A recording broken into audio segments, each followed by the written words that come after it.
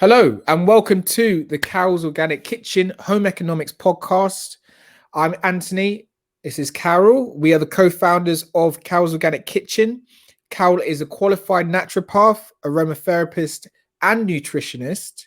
Okay, so we're very lucky today, and Carol's been supporting people in the community over the past 6 years now, helping them to adopt a more holistic lifestyle with her plant-based remedies, showing people how to make natural skincare and how to adopt a plant-based diet. So today we've started this podcast. It's our first episode, and I'd like to invite Carol to tell the audience why we've decided to start this podcast.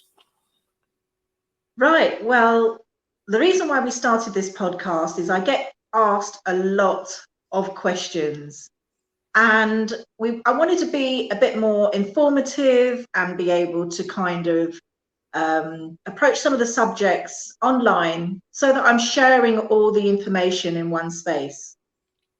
And as Anthony said today, we're going to be focusing on home economics. So that will be around cooking, nutrition, personal wellness, and personal finance when budgeting for an organic whole foods diet. That's right. And for those of you who don't know, Carol is my mother as well as my business partner, and we live in the same house together. And some of the topics that we'll be discussing a lot of them will be from our personal experience, as well as some of the people that Carol has been supporting through Carol's Organic Kitchen. So all of the advice that we are giving out today will be things that we've tried ourselves.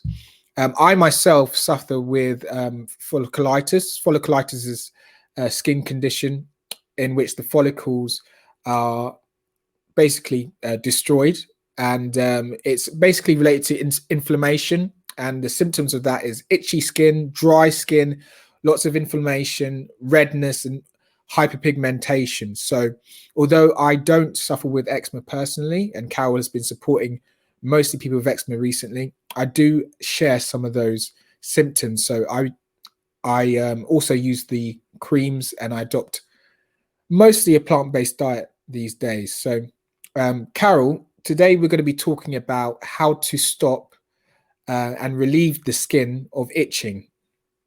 So how does one relieve the skin of itching naturally? Yeah, just before we do, just so if anybody doesn't know, eczema is something that I've been focusing on for quite a number of years because my daughter suffered with eczema from childhood. And I found a natural solution to supporting my daughter fight the symptoms through a plant-based nutritional diet, as well as creating my own homemade remedy, which helped her to overcome the symptoms altogether. And it's supported other people ever since.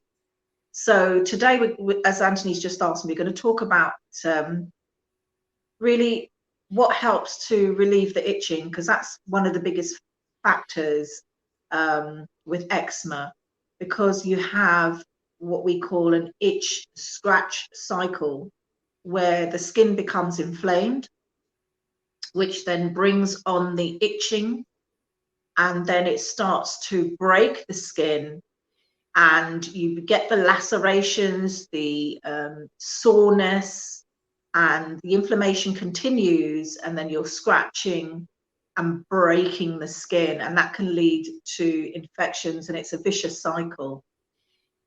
So some of the practical ways, there are a number of them, and I'll start with some of the simplest, is to think about the things that you're using in your everyday wash in terms of your detergents. Some people find that don't have to go, completely plant-based in their washing. Some people are using things like Ariel. I'd encourage biodegradable. And also, when you're sleeping at night, maybe just have your room slightly ventilated. Wear cotton nightwear, so that you're not suppressing the body at night to make it sweat. So you're not getting clammy, which then brings on more sweating and itching at night. And even go as far as to say, you know, make sure your bedding is changed quite frequently. The more frequent you change your bedding, the less chances you have of itching. So things from like cotton pillowcases and changing your bed sheets at least every 3 days. If you're finding that the itchiness is just becoming more and more unbearable. And also you can create like natural sprays using mineral water and lavender essential oil, because lavender is really good for easing itching, and it's also antibacterial in nature, and it will calm down the skin and help you to stop scratching away at the skin. It will give you that relief depending on the concentration, and of course you want safe concentrations. There are a number of things you can do in terms of your diet as well. There are anti-inflammatory foods which you can consume. And while the weather is a little bit warmer, it's even better to try and eat more fresher seasonal foods, like your whole fresh foods, which can help with easing the inflammation, which causes that offset of frenzied itching. And you mentioned something there about changing bed sheets regularly. And from my personal experience of suffering with folliculitis, it's not the same as eczema, but I have noticed that when I change, because I have it on my scalp, so when I change my pillowcase on a daily basis, I actually notice I have a lot less flare-ups. And I think that a build-up of bacteria can actually be a trigger for flares there. I don't know if it's exactly the same with eczema, but from what I understand, that there's certain types of bacteria on the skin that can trigger flare-ups. Is that right? That's right. There is one bacteria which causes staph infections. So because of the different types of bacteria, there is a bacteria that actually can offset more flares and more irritation. So by washing your bed sheets, possibly every 3 days or as frequently as you can, depending obviously on the frequency and intenseness of the itching, you might want to stick to 3 days until it calms down, and then you can change them a little bit less.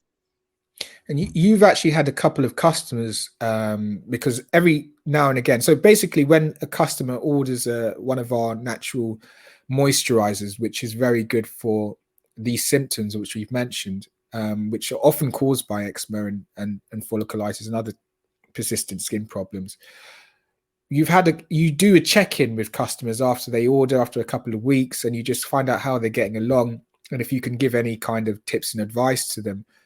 You met there was a couple of customers who had who said that the cream was helping them, but at night they were itching quite a lot, and you recommended a really useful thing about the you recommended a really useful tip regarding the material in the bed sheets. If you'd like to share that, I think it'd be really useful.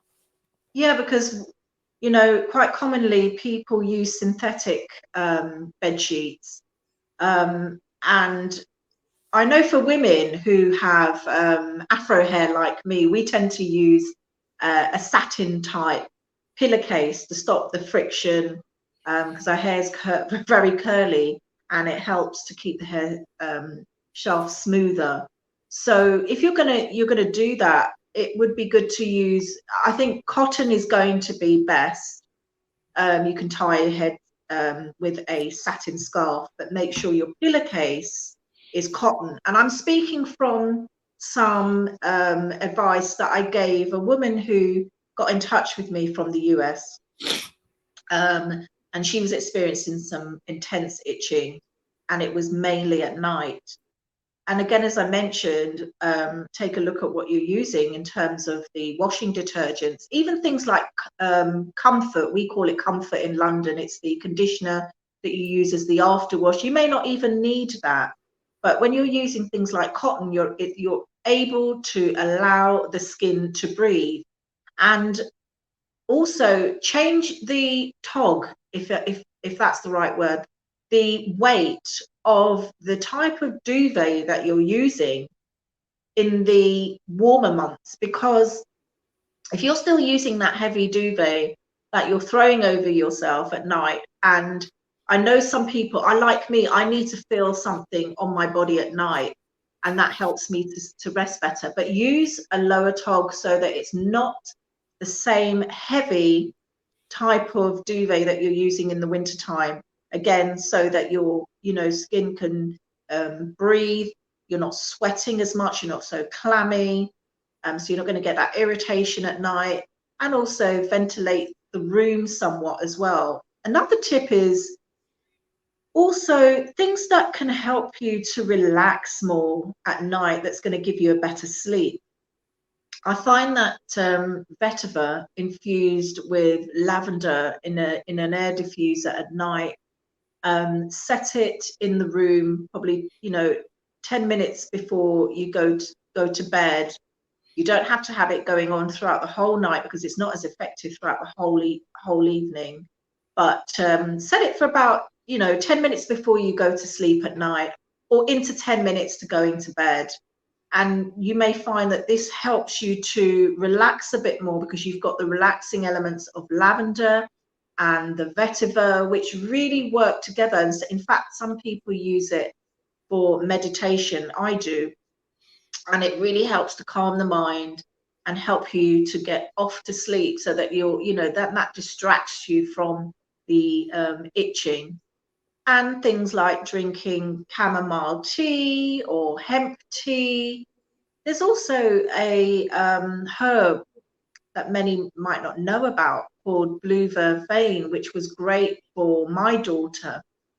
But the thing about my daughter is the eczema was also brought on by a lot of anxiety, and blue vervain helped her. It's the natural herb which you can find online, and the source where I get my herbs, which are wild crafted, so they're just picked from nature and dried in the Caribbean or African sun. And that is Carbon Cell Compounds, who sell the best quality herbs I know on the market. And he sells blue vervain. I'm not certain about the hemp, but those two herbs and chamomile, I think he sells chamomile, those herbs can help to just, relax the nervous system, to help you to get a better sleep at night.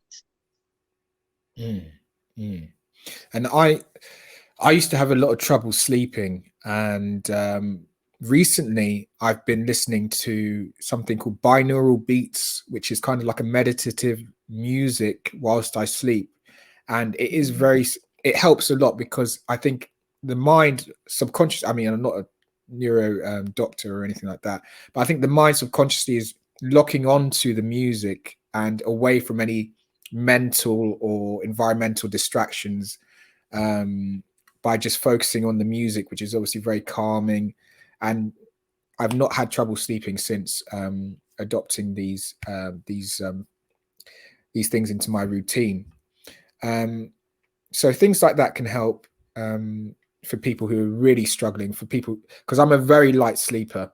So any kind of small noise or anything that's out of place, that could wake me up, and then I could be up for hours. So having that kind of music in the background kind of just, it's like almost like a white noise. It just blurs everything out. But Carol, you mentioned, if I'm correct, that binaural frequency is set at about 452, in case anybody's looking for that. And maybe you might like to share in the comments, in the link somewhere, which ones are working well for you, Anthony. Oh, right. Yeah, I can leave a link in the description on YouTube, or I can leave a link in the post on Facebook or Yeah. LinkedIn, wherever this is going to be distributed afterwards. But I would like to move on to the next point, because you mentioned there are a few practical tips that people can adopt to stop the eczema itch. You did touch on diet briefly, but I'd like to go into that a bit more. So can people, I mean, there are people who are watching this for the first time, maybe people who are learning about the plant-based lifestyle for the first time. They may be a little bit skeptical. So can they, realistically, can they stop the eczema itch or relieve itching through diet? You know what? You most certainly can. Because eating this way actually helps to take down the inflammation. It's the inflammation that triggers the itching. So there are Okay. a number of foods that can actually help you, and it's mainly raw foods and avoiding sugars, refined sugars, starches, and bad fats. That is, sugar is a bit of a, it's a tough one for me to give up, because I'm enjoying my cereals at the moment. I hadn't eaten cereals in 5 years. And then I just had this sudden craving to eat cereal. So I've been eating cereal every day. But that is the only sugar I have. I'm usually very good with sugar. Well, yeah, mostly very good with sugar. But those little things. So is there anything that, for I've someone noticed them who's so piling used up to in the having, kitchen. what's that? I've noticed your cereal boxes piling up in the kitchen. Yeah, But you well, did do you know mention what? that the vitamins in the cereals are actually helping. So it's kind of a bit of one, some of the other, because you've got the vitamins in it that you're saying is actually helping with Yeah, the well, inflammation. But then you've got the sugars and the starches, and also, I suppose, things like wheat bran, depending if you're not allergic or sensitive to wheat. But there are much healthier ways of dealing with inflammation. that's true. It was actually a bit of a mistake for me, because it just started out as an indulgence, because I hadn't had cereal in so long, and it was just nostalgic to be eating shreddies and frosties. But then after eating it for a couple of days, I started to notice that it was actually having an impact on my scalp. My skin was actually starting to feel. It was already progressing, because I'm using the Dermazeam and I'm eating mostly quite well. But it started to rapidly speed up quite a bit as well. And I think that had something to do with the vitamin D that was in the cereal, because some of them claim that they give you 50% of your daily vitamin D requirement.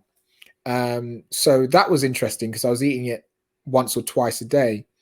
So I think that vitamins themselves, particularly for folliculitis, I've seen other people saying vitamin D is very good. So perhaps if you have eczema and you're trying these things and you're trying to adopt a natural approach, maybe having vitamin supplements naturally, in a healthier way than maybe just in frosties, but naturally that might help as well. I don't know.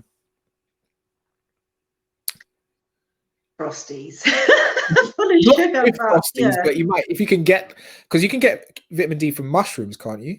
I don't know. I mean, you can get, there's different types of vitamin D, and let me give you a little tip about mushrooms as well. Yes, it's one of the highest sources of vitamin D, if not the highest source of vitamin D, and you might see it labeled as a good source of vitamin D now on your mushrooms, where you never used to see that before. When you're buying mushrooms, in order for it to maintain that level of vitamin D that you want, it would be good to leave what I do is I store them in the fridge, and I keep then if I'm going to cook them that day, I leave my mushrooms uncovered without all the plastic on the kitchen counter, where the sun can hit my mushrooms, because they soak up vitamin D from the sun, so you can get more of a concentration of vitamin D. That And would be really also, that's a good idea. yeah, and also things like your plant-based seafood. So things like dulse, wakame, and nori. You can get them in flakes these days.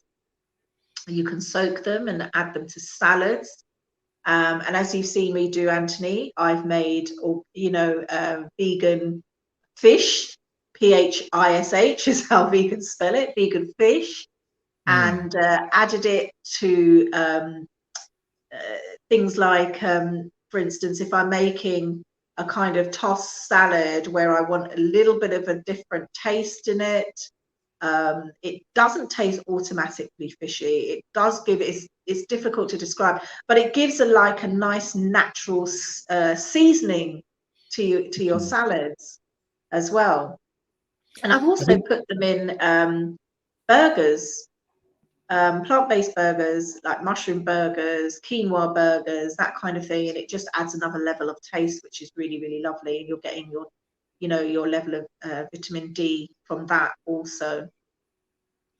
And how simple are these things to make? Because I think I will be coming off the cereal soon. I've had my fun with it, but I've actually started to notice that I've developed a bit of a belly. And I think it's from the sugar, because for the first time in a while, I'm able to grip like my stomach, like I can actually it hold blows and you. roll You know in my what hands. that could be is the gluten in the wheat, which can bloat you, and you're having quite a lot of it as well. And that's what happens to more. It's more prominent for people who are intolerant to gluten and wheat, but it does tend to give us a bit more bloating having wheat, and you're having it every single day. And I notice you're probably having like 2 bowls, because I know you work really hard and you want something to make quick that and public, easy. but that's all right. You've gone for it. I keep dragging you into the I keep dragging you into the kitchen and say, come on, you've got to learn to do some of these simple things. I know, Some of them are like 4 steps. And I know that Anthony works really hard in the business. He's the mastermind and operation person behind Carol's Organic Kitchen. And he works into the night, into the early hours, and to fuel, he's been having a lot of cereals lately. But so these are things as well, which are anti-inflammatory. I've been juicing, and now let's talk about juicing, because juicing, you are getting a level of sugars. However, when you have juices that contain greens as well as your sweet fruits, so you'll have a nice big red apple, perhaps. Say this is per serving. So for Auntie and I'll put 2 apples, okay? And I'll juice it with things like kale, sometimes parsley, a bit of parsley as well as kale. I could even alternate it and have celery, apple, ginger, lime. They're your sweet, giving the sweetness. Just that level of sugar is good to have in a green juice, for instance. And the phytonutrients from the greens are amazing for your system, and it's great for reducing inflammation. So that's just one simple way. And so in the morning, so we'll have a juice. And even things like having mineral water instead of tap water that's got a pH of around 7 or more, which is more alkalizing for your system. And for those who don't have, because some eczema sufferers have a bit of an intolerance to citrus fruits, check that out with an elimination diet, which we can talk about at a later point. But a slice of lime and water in the morning, tepid water, just to flush through your system, and keeping hydrated obviously is key. So if you're having things like your herbal teas and your juices and your lime water, and also again, if ginger is not an intolerance to you, because it can warm the body and it can make you feel warmer and a little bit, could bring on sweating. So if you're okay with ginger, a little bit of ginger in your drinks as well, make a herbal tea of some kind, or just simply have something like nettle. Nettle is a great anti-inflammatory herb. for eczema sufferers. I was going to say, actually, when you were doing your nettle and clove, well, you're still doing them, but when I was having them twice a day, so I was drinking nettle, clove, and cinnamon tea in the morning, first thing in the morning on an empty stomach, and I was having it lasting at night, or I would have the hibiscus tea, and first thing in the morning, I could feel like it just a tiny bit. You can feel the inflammation has gone down on my scalp. Yeah. I wear the Dermazeam, right. I wash my head and I put the Dermazeam on right before bed. I would have my nettle, clove, and cinnamon tea, and obviously because it's anti-inflammatory, I've got all those things working. And I was doing that for consistently for a period of about 2 weeks, and I could feel that it was working. And then I just lost track of doing it every day, but I'm going to get back into the habit of doing that instead of doing the 2 cereals a day, because that's a much healthier habit. Yeah, And it's going to be a lot better for you in the long run. But we talked about, so I mentioned that I was going to get some supplements rather than just having it from the cereal, but you mentioned that there is not all supplements are the same, and there's some healthier ones that are available in the market. So please explain that to me again, because I need to hear it again so I can get the right thing. Yeah. So you want to go for a good quality supplement. There are some that may have bulkers. When I say bulkers, so it's something added to kind of bulk out the supplement itself. You want the most pure natural that you can find. And I think, if you're lost to find out what type of supplements are going to be the best, obviously a good, healthy, balanced diet is the best thing. But when we're not always able to do that, and not all of our foods contain all the nutrients that we need, because we're not all eating organic and we can't all afford organic. So finding a good quality supplement is key. And if you are at a loss, the best places to look would be to go on some kind of wellness group. I tend to look at the posts on vegan groups where somebody asks for someone to recommend a plant-based supplement. And those supplements are usually, they're very good. They always recommend some of the very good quality plant-based supplements, and you're getting the pure plants, nothing else added, and the right concentration. So I would get a recommendation from a good wellness group where people are sharing, and have a look for yourself. Do your comparisons. Because I know, I won't mention where the most common places are. People go online and buy them, but I don't think all supplements are equal, and I think you get more out of some than others. Before we go into the next point, because you did touch on something that I would like to address, and you talked about budget and eating healthy, but it's getting a bit dark on your side. I don't know if you could try and switch on the light in the studio there. Yeah, I'm going to have to. Have you got adjust my lighting a bit? Hold on a Is sec. the room light on? No, shall I put it on? Yeah, try that first. That might help. Give me a minute. It's all right. It's basically live.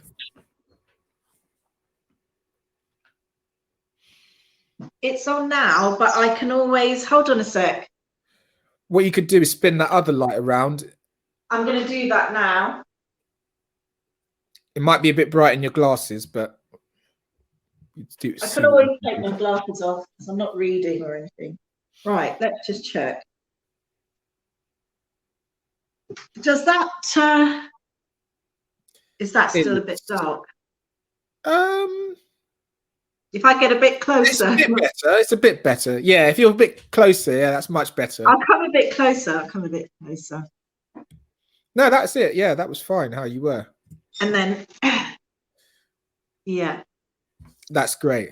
Okay. Yeah. So for those people who are listening and who may be adopting a plant-based lifestyle, and they've walked into Whole Foods, and they think, I'm going to go vegan or I'm going to go plant-based, and they start picking up those items and they think, bloody hell, this is a bit pricey. How are those people on a budget? Yeah, that's exactly where I started. For their family. That's exactly where I started. So unless you're growing your own food, yeah, I mean, it can be expensive. And I remember when I had to give up my job in the city, if you can remember, Anthony, when Christina got quite ill. And whilst we were having the regular income with you and I working at that time, in fact, I think you was away at university anyway, it became a bit difficult to kind of keep up with fresh and organic, because I at that time, Christina really needed a pure diet. She needed organic, and this was stemming around mental health issues from bullying at school, which rendered her having a mental breakdown. Some people may know that story. And having an organic whole foods diet really helped her to the point that she could feel the difference in herself. And she actually was the one that asked if we could go vegan, you know, if the household could go vegan, and that helped her tremendously. So I found it a struggle to keep up with organic food. And at that time, I was growing organic food on a farm in Chingford, and we were sourcing most of the produce out to local people and selling on a market. So there wasn't a lot of food that we could buy that was less costly than getting it in farmers markets, let alone Whole Foods. Now, I hadn't even actually discovered the farmers markets at that time, and they can be a lot more cost effective than going to the supermarket actually. But let me just touch on that. There are some very good budget saving tips that I can give you, money saving tips that I can give you in terms of preparing organic food. So I'm always posting on my Facebook page, Carol Fraser, where I share some tips and information on budgeting on an organic diet. So when you're looking at those cucumbers, maybe in the supermarket, so you're getting like a 89p or a pound organic cucumber compared to a 15p cucumber in Lidl, perhaps. And you're really needing, you really need to budget. You have a family, perhaps, and even just for one or two can be expensive. So when you're in the middle of that dilemma, and you want to be, you want to have your juices, but you don't want to be, juicing 2-3 cucumbers a day. That can be really, really costly, even if you're just eating plant-based. Okay, so things like buying your produce, and you would normally get this in places like the farmers markets, where you will find it a bit more cost effective than buying in places like Whole Foods, which is where I started, and it can be extremely expensive and non-organic, and those that are organic, extremely expensive.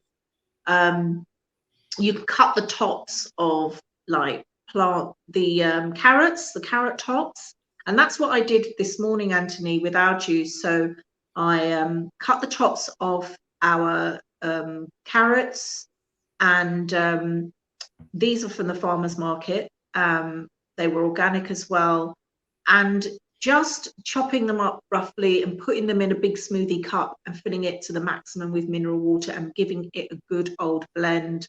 And you'll be surprised at how green that water comes out.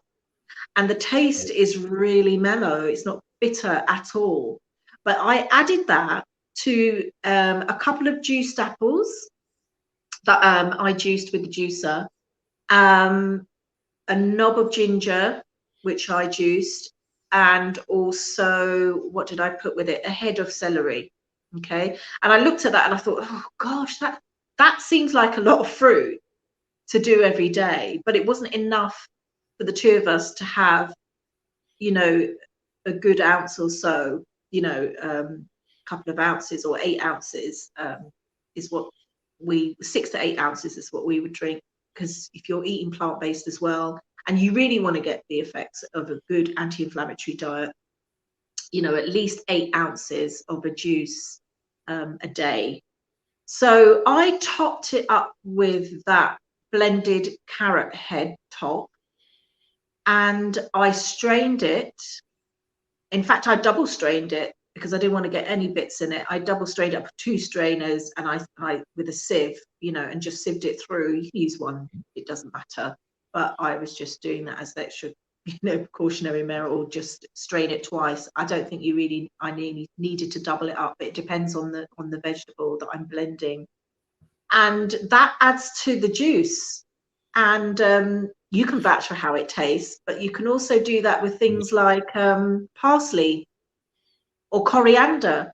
Blend your herbs or leaf, or kale, anything, any green, with the measured amount of water that you need, and then flavor it with your apple.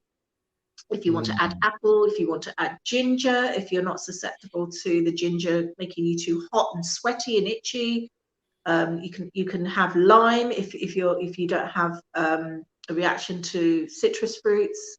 But again, I'll be talking about an elimination diet, so you can find out what type of foods are going to be better for you, because not everybody is the same. The standard group of foods which are deemed not so good for eczema sufferers, but there are some that don't actually affect others. And doing something like that can actually help you to stretch out that green juicing for the week. So you're not having to spend a lot on cucumbers and a lot on celery. You could literally do that for any greens that you've got, and just juice an apple and add it to it, and have that as your daily juice if you're really tight on a budget.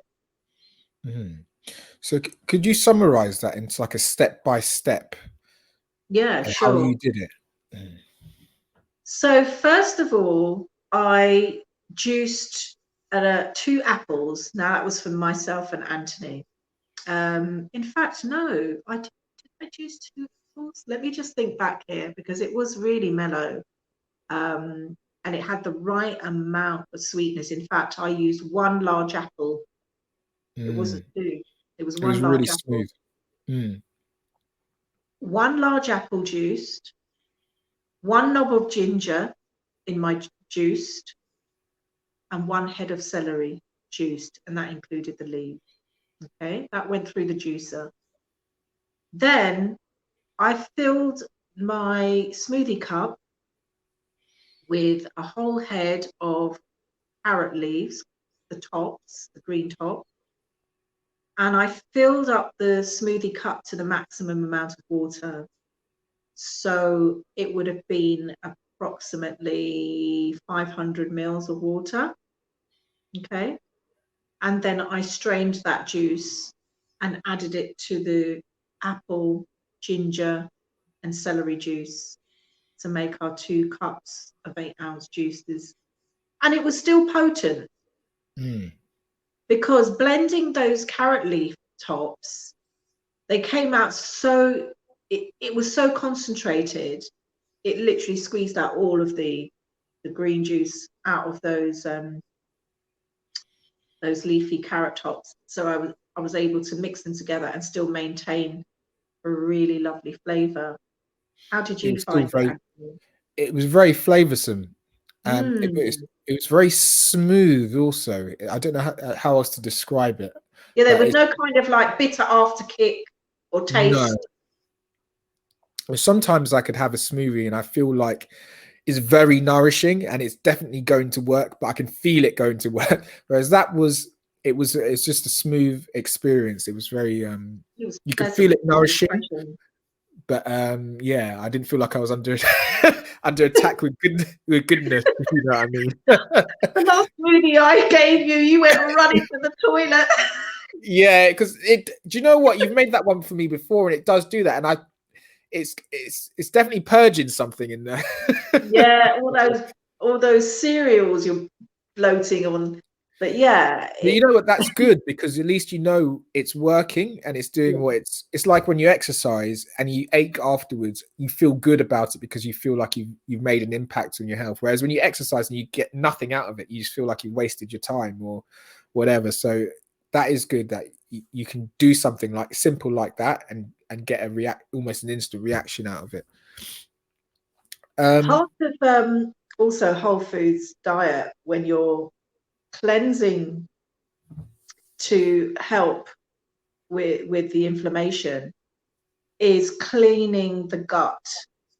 Yeah. Now, experts describe the gut as a brain, and if you think about it, it kind of controls us. If you're hungry, there's some people who they call hangry, like your friend Ben. Ben might be listening to this. I remember the story you gave me about Ben being hangry. He's a hangry man. So that's hungry and angry. And, we all get a bit of that, to be fair. eh? We all get a bit of that, to be fair. Yeah, we all get a bit of that. Hangry. Yeah, we all get a bit of that.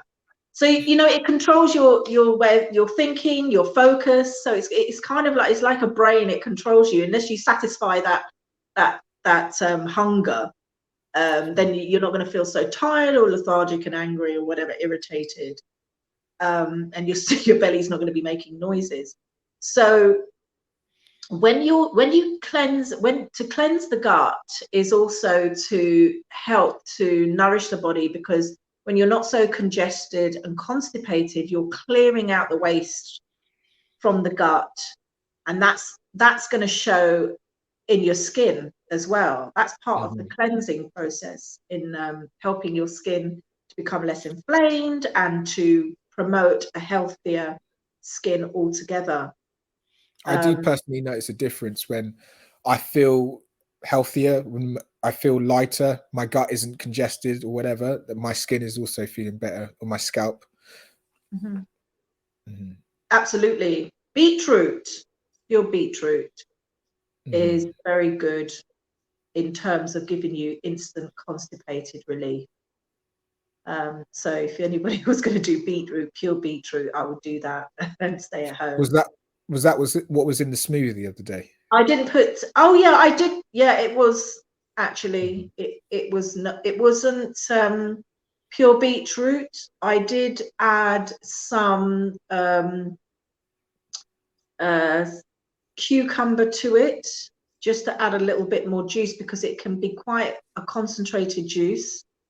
I mean, you could feel the strength in it. Did you? It was it's very concentrated. Yeah, I could feel. Yeah, that's what I'm saying. The one today was very smooth. That one, you could feel. Yeah, it's going to work. And that was raw organic. That was raw organic beetroot. But you can add mineral water to it to kind of dilute it down. But if you really want the benefits of it, and you have been constipated, and you are trying to look after your skin and cleanse the gut, cleansing the gut will help to remove all that congestion, toxins in the body. Use just the pure beetroot. Take it medicinally. It's nice and sweet. It is lovely, but you will want to take your time with it. But it's very effective. I think if you're having it for those, you're wanting to get those benefits out of it, aren't you? You're wanting it to go to work. So I personally, even though it made me want to go to the toilet, I wouldn't want to water it down unless I wanted to just have it as a nice sweet drink. But I think I quite like the concentrated element of it for that particular one. But it depends. It really depends. You can take your time with it. If you really are that congested or bloated, and I'll be making sure you get your beetroot after you've eaten all those packets of boxes of cereal. But you can dilute it down with water, mineral water, or cucumber or celery, and take your time with it each day. And you can have more of a small glass of it, and that will help to remove it a little bit more gentler over a period of time. I've tried the hibiscus. So you do like a hibiscus tea, but also you can have it cold, can't you? It's more of a cordial. Yeah, And I that's tried a kind of really good way. drinking a couple of liters of that in a day just to see what would happen. Hmm. Because, because the reason why I did that is because obviously That's a lot. I've got folliculitis. Yeah, It's an inflammatory skin condition, right? sure. And this is going to sound a bit random, but when I used to go around to our friends and we'd play FIFA and we'd drink beer, when you're drinking beer or you're drinking alcohol, you can have one can after the other. It's just what people do in this country. We go to the pub, we have a drink, we have two drinks, we have three drinks, we have Now the four. pubs are closed. The pubs are closed now. So I thought if I can sit there and I can drink one beer after the other, why couldn't I sit there and drink Mm, something healthy that's good for me? right. So I just tried to drink, and it was quite hard to do. It was quite because you could feel it.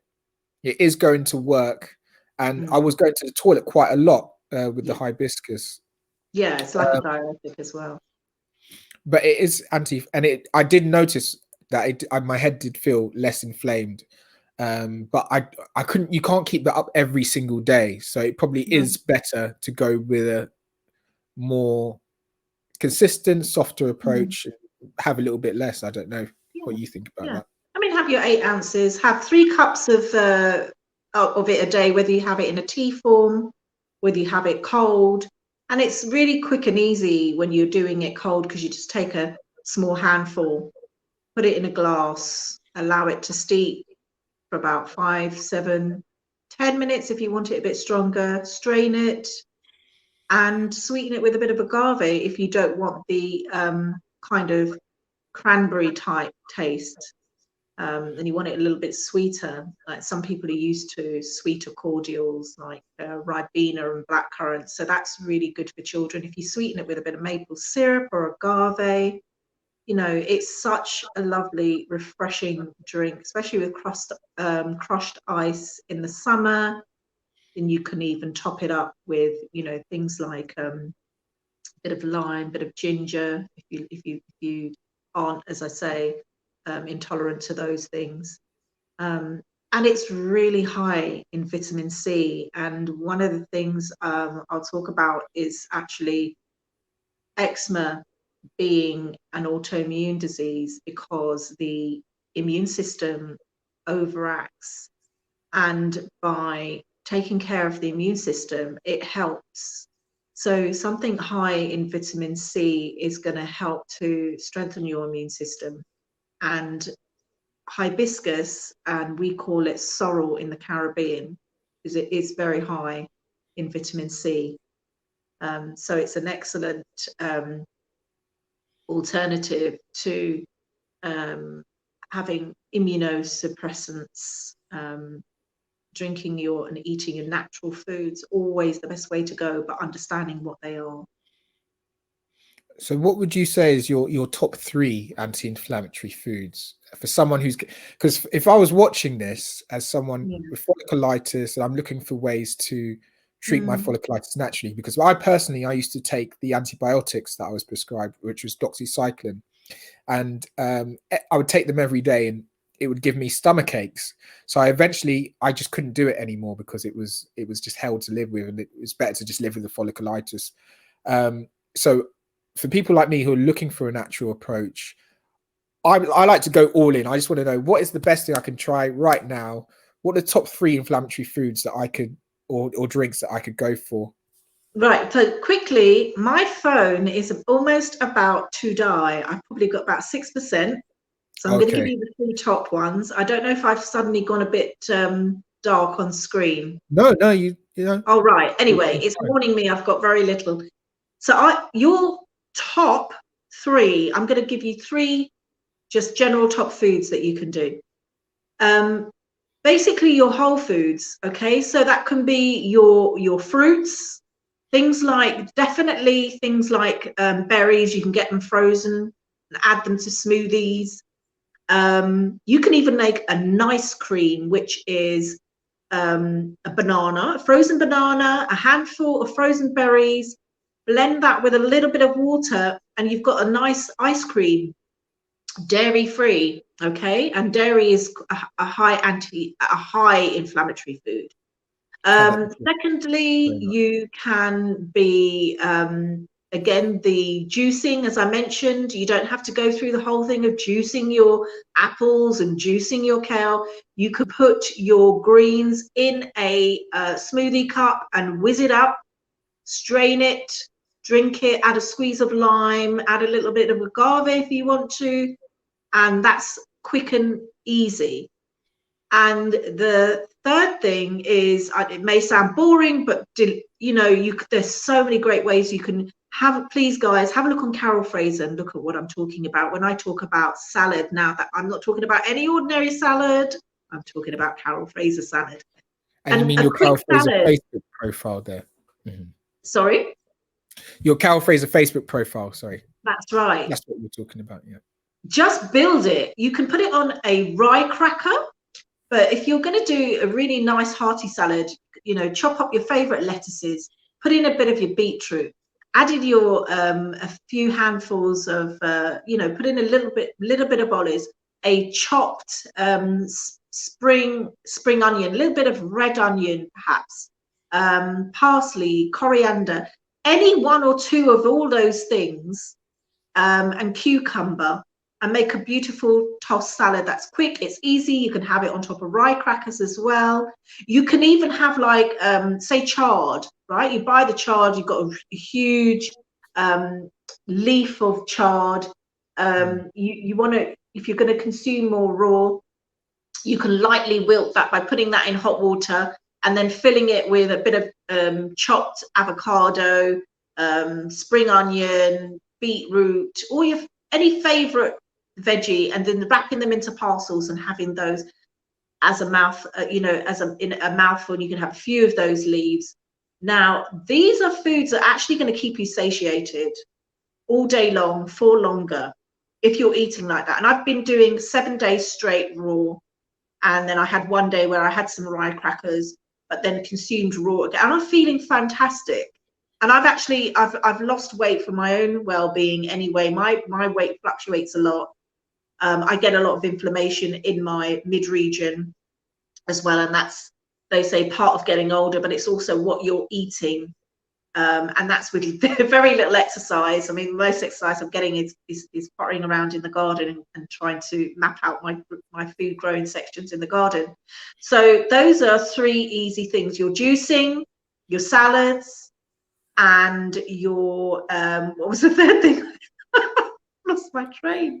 You're juicing your salads and the chard, and chard leaves. So instead of bread, or use a nice soft salad leaf and just stuff it with your favorite things, any of your favorite veggies. Even chopping down your mushrooms with a bit of chopped olive, so you've got that little sweetness that goes into seasoning the mushroom with a little onion, whether it be spring onion, little red onions, a pinch of Himalayan salt, sea salt, and that's it. Voila. Lovely, thank you. And there's lots of great tips in there to get started with for anybody who's wanting to get started right away. But before we go, we just want to say thank you very much for watching. If you watched this far, you're a trooper, and we thank you very much. And we hope you've got lots of value out of this. If you have any topics that you'd like us to talk about in the next podcast, please do drop them in the comments below, and we will try to include as many as we can in the next one. So if you're watching this and you have a skin condition which may be itchy, dry, you may have broken skin, hyperpigmentation, do have a look at the Carol's Organic Kitchen website. We have some natural moisturizers which do address those symptoms, and we have a 60-day money-back guarantee. And we also have a lot of reviews from customers who have tried the cream and had some good results. So do check out carolsorganickitchen.com. And Carol Fraser, thank you very much for inviting me on your podcast and having me as a co-host. And we will see you in the next one, guys. Thank you very much for watching. Okay, take care for now. Bye-bye.